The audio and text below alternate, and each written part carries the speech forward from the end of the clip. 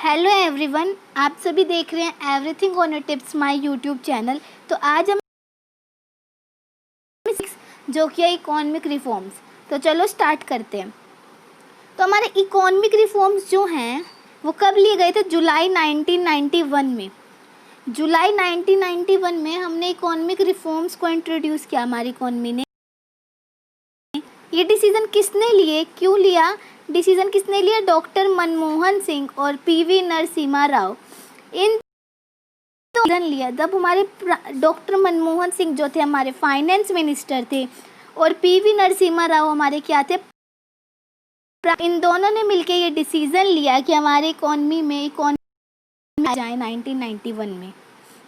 आगे देखते हैं। ये दोनों लिया तो फाइनेंस प्राइम मिनिस्टर ने इम्पोर्टेंट डिसीजन क्या लिया? लिबरलाइजेशन लाना, प्राइवेटाइजेशन लाना, ग्लोबलाइजेशन लाना लिए गए। अब बात आती है डिसीजन लिए क्यों गए बड़े इकोनॉमिक रिफॉर्म्स की, तो वो देख लेते हैं हम। तो चलते हैं नीड ऑफ इकोनॉमिक रिफॉर्म्स। तो इकोनॉमिक रिफॉर्म्स की जरूरत क्यों पड़ी? Mounting fiscal deficit. इसका क्या मतलब है? हमारा फिस्कल डेफिसिट क्या मतलब? हमारी उधार, हमारे पे बहुत ज़्यादा उधार हो चुका था। हमारी इकोनॉमी जो है उधार के नीचे डूबने हो रही थी और हमारे पास क्या कहते हैं, हमारी रिवेन्यू बिल्कुल ज़्यादा बढ़ गए थे। हमारे एक्सपोर्ट थे नहीं, हमारे इंपोर्ट इतने थे। इस वजह से हम पे बहुत उधार हो गया था, बर्डन हो गया था हमारी इकोनॉमी पे। तो फिस्कल डेफिसिट यानी बोरोइंग, उधार। Borrowing amount continuously increasing. हमारी इकोनॉमी में जो बोरोइंग का अमाउंट था वो क्या कर रहा था? बढ़ता जा रहा था। रिवेन्यू जो थी गवर्नमेंट की वो कम थी उनके खर्चे से। मतलब गवर्नमेंट के खर्चे इतने ज़्यादा हो गए थे, उनकी रिवेन्यू उतनी थी नहीं, खर्चे इतने ज़्यादा हो गए थे। साथ ही में वॉल्यूम ऑफ एक्सपोर्ट जो था हमारा वो कम था एज़ कम्पेयर टू इम्पोर्ट। मतलब हम दूसरे देश से सामान मंगाते तो ज़्यादा थे और एक्सपोर्ट कम करते थे। इस वजह से भी हमारा काफ़ी डेफिसिट हो चुका था। समझ में आया क्यों इकोनॉमिक रिफॉर्म्स की जरूरत पड़ी? फर्स्ट पॉइंट क्या था? Mounting of fiscal deficit. Deficit बढ़ चुका था, रिवेन्यू उनकी कम थी, गवर्नमेंट के एक्सपेंडिचर इतने ज़्यादा थे, वॉल्यूम ऑफ इम्पोर्ट ज़्यादा था as compare to volume of export से। इस वजह से हमारी बोरिंग्स जो है कॉन्टिन्यूसली राइज होती गई। आगे चलते हैं इसमें हम। Deficit in balance of payment. तो BOP में बहुत डेफिसिट आ गया। कैसे आ गया? इंपोर्ट और एक्सपोर्ट के डिफरेंस की वजह से। बैलेंस ऑफ पेमेंट जो है आपने मैक्रो में पढ़ोगे आप, बैलेंस ऑफ पेमेंट क्या होता है, तो उसमें काफ़ी डिफरेंस आ गया एक्सपोर्ट और इंपोर्ट की वजह से। डिफरेंस था उन दोनों में, एक्सपोर्ट और इंपोर्ट में बहुत। हमारा इंपोर्ट तो इतना ज़्यादा था एज़ कम्पेयर टू एक्सपोर्ट, जिसकी वजह से हमें क्या हुआ? लॉस होने लगा। मतलब हम दूसरे देश से मंगाते तो सामान इतना ज़्यादा थे, हमारी डिपेंडेंसी इतनी ज़्यादा थी दूसरे देशों पर, और हम एक्सपोर्ट कर नहीं पाते थे इतना। इस वजह से हमारे क्या है? बैलेंस ऑफ पेमेंट में डेफिसिट होने लगे, लॉस होने लगा हमें। आगे चलते हैं। Gulf crisis. इसका मतलब है कि जो इराक वॉर हुई थी 1991 में, जो ये वॉर चली थी, उसकी वजह से पेट्रोलियम की कमी हो गई थी।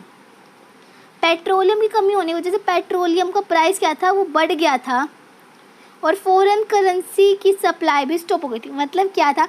हमारे पेट्रोल का प्राइस इतना बढ़ गया था जिसकी वजह से हमारी करेंसी की जो सप्लाई थी वो क्या हो गई थी? कम हो गई थी। मतलब अब हमारे बाहर के देशों से क्या कहते हैं, करेंसी की सप्लाई क्या हो गई थी? कम हो गई थी। किसकी वजह से? पेट्रोलियम के प्राइस बढ़ने की वजह से। पेट्रोलियम क्या है? बहुत महंगा हो गया था और पेट्रोलियम की कमी हो गई थी। आगे देखते हैं। Fall in foreign exchange reserve rate.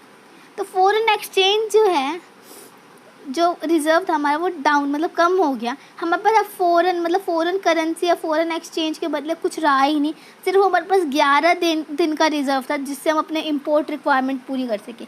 मतलब हम खाली अब अगर इंपोर्ट करना भी चाहे तो हम सिर्फ 11 दिन दूसरी करेंसी से इंपोर्ट कर सकते हैं। सिर्फ 11 दिन का सामान इंपोर्ट कर सकते हैं और हमारे पास फॉरेन एक्सचेंज था ही नहीं कुछ रिज़र्व में। ठीक है, समझ में आया? हमने 4 पॉइंट पाँचवा अभी देखते हैं, पहले 4 एक बार फिर से देख लेते हैं। फर्स्ट क्या था हमारे डेफिसिट बढ़ गए थे, हमारी जो रिवेन्यू थी वो कम थी as compare to expenditure, borrowings बढ़ी। फिर हमारे बैलेंस ऑफ पेमेंट में नुकसान हुआ क्योंकि हमारी वॉल्यूम ऑफ एक्सपोर्ट क्या थी? वो कम थी इम्पोर्ट से। फिर हमें गल्फ़ क्राइसिस का पता चला कि इराक में जो वॉर हुई थी उसकी वजह से पेट्रोलियम का प्राइस बढ़ गया और उसकी शॉर्टेज हो गई है पेट्रोलियम की, इसलिए अब कि हमारी करेंसी सप्लाई भी स्टॉप हो गई थी उस वजह से। अब क्या है, फिर हमारी फ़ॉरेन एक्सचेंज रेट चला गया था नीचे। क्यों? हमारे पास 11 दिन का ही इतना रिज़र्व था कि हम कहीं से इम्पोर्ट कर सकें। उसके बाद अब हम नेक्स्ट पे आते हैं, प्राइस लेवल इंक्रीज़। हमारी जो प्राइस लेवल थी वो इंक्रीज़ हो गई थी, मतलब इन्फ्लेशन आ गई थी, इन्फ्लेशन बढ़ती ही जा रही थी। इन्फ्लेशन का क्या मतलब है? चीज़ वही है लेकिन प्राइस बढ़ जाए उसका, और चीज़ वही है और प्राइस घट जाए तो डिफ्लेशन। तो इन्फ्लेशन की वजह से हमारा जो है प्राइस जो इंक्रीज़ होते गए, due to which living standard people goes down, जिसकी वजह से पहले ही हमारी इकोनॉमी में पैसा नहीं था और अब प्राइस बढ़ने की वजह से हमारी इकोनॉमी का जो लिविंग स्टैंडर्ड था पीपल्स का, वो क्या हो गया? कम हो गया। आगे देखते हैं हम, poor performance of public sector enterprises. इसका क्या मतलब है? जो पब्लिक सेक्टर थे उनकी परफॉर्मेंस क्या थी? बहुत बेकार थी उस समय, due to lack of proper management. उनके पास कोई प्रॉपर मैनेजमेंट नहीं थी वहाँ पे। Public sector was facing losses, इसी वजह से क्या था, पब्लिक सेक्टर क्या कर रहे थे? लॉस बियर कर रहे थे। Level of corruption also increases, corruption भी बढ़ता गया इसी वजह से। क्या थे वो 6 पॉइंट? हमारा डेफिसिट इतना बढ़ गया, फिर हमारे क्या कहते हैं, बैलेंस ऑफ पेमेंट में क्या कहते हैं, हमें नुकसान हुआ। गल्फ़ क्राइसिस की वजह से पेट्रोलियम का प्राइस बढ़ा, हमारे पास 11 दिन का ही खाली सामान बचा कि हम पैसे बचे कि हम इंपोर्ट कर सकें। फिर जो हमारी पुअर परफॉर्मेंस थी एंटरप्राइजेस की वो दिखी हमें पब्लिक सेक्टर की, और इन्फ्लेशन हो गया जिसकी वजह से लोगों के स्टैंडर्ड जो है लिविंग स्टैंडर्ड वो गिर गया। अब हम आते हैं हमारे नेक्स्ट टॉपिक जो कि लिबरलाइजेशन या उदारीकरण। क्या होता है liberalisation? Means freedom from direct और फिजिकल कंट्रोल। हमने जैसे कि चैप्टर 4 और 5 में पढ़ा था कि IPR इंडस्ट्रियल पॉलिसी रिजोल्यूशन में, उसमें क्या कहता है रिवोल्यूशन में, कि अगर किसी पब्लिक सेक्टर को कोई छोटी सी भी कंपनी या कुछ भी खोलना है तो उसे गवर्नमेंट से लाइसेंसिंग या गवर्नमेंट से जाके बहुत सारे वो करवाने होते थे, जिसकी जब भी वो खोल सकता, जिसकी वजह से जो कुछ खोलना भी चाहते थे उन्होंने भी अपना प्लान छोड़ दिया इंडस्ट्रीज़ खोलने का। तो इसी वजह से 1991 में जब गवर्नमेंट ने क्या किया, लिबरलाइजेशन लाई, जिसकी वजह से अब इसमें क्या हुआ, अब उनको रिस्ट्रिक्शंस जो थी, उन पे रिस्ट्रिक्शंस जो लगा रखी थी उनसे उन्हें फ्री कर दिया गया, उन्हें फ्रीडम प्रोवाइड करी कुछ पब्लिक सेक्टर को। क्या था कि जब अब हर छोटी चीज़ की इंडस्ट्री के लिए गवर्नमेंट से परमिशन लेने की ज़रूरत नहीं, लाइसेंस की ज़रूरत नहीं है, कुछ जो इंडस्ट्री है सिर्फ उनके लिए लाइसेंसिंग हुआ।